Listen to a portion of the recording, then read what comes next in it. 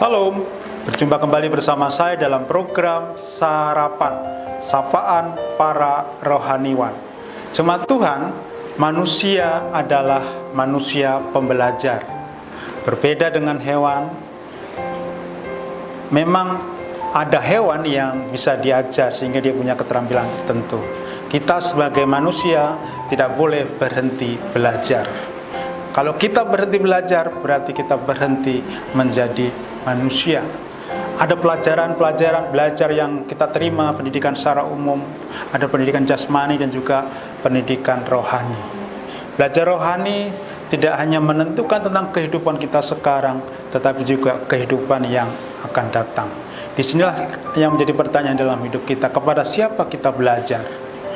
Di dalam Matius pasal 11 ayat yang ke-29 mengatakan, "Pikulah ku yang kupasang dan belajarlah kepadaku, karena aku lemah lembut dan rendah hati, dan jiwamu akan mendapat ketenangan."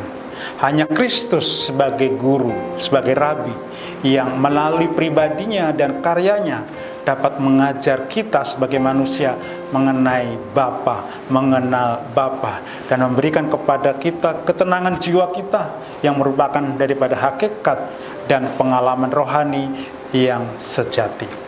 Ketenangan ini memerlukan pengharapan di mana dosa-dosa kita diampuni dan dipulihkan hidup kita sehingga kita memiliki hidup yang kekal.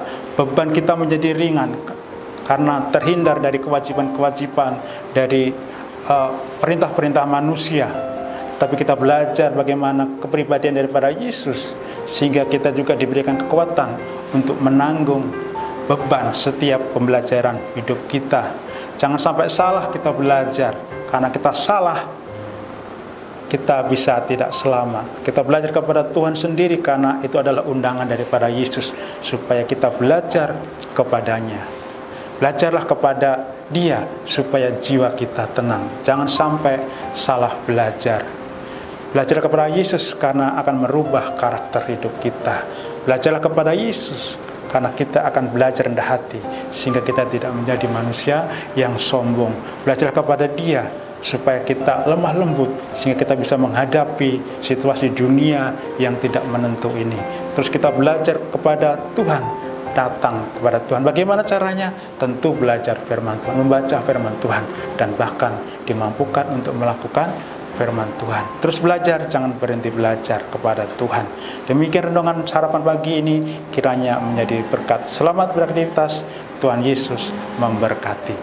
Amin.